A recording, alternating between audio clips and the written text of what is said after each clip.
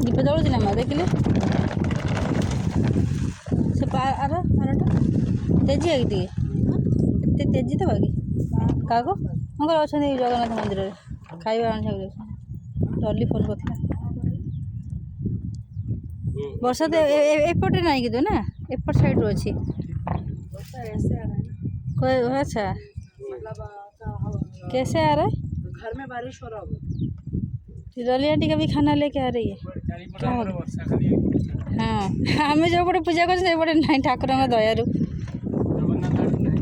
हाँ देख इे पिट्टू नम नम कर जाके जा नहीं नहीं आई पास जाके जाओ जाओ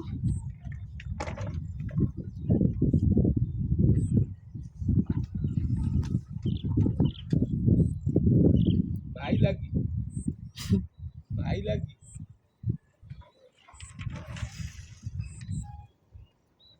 मारी ना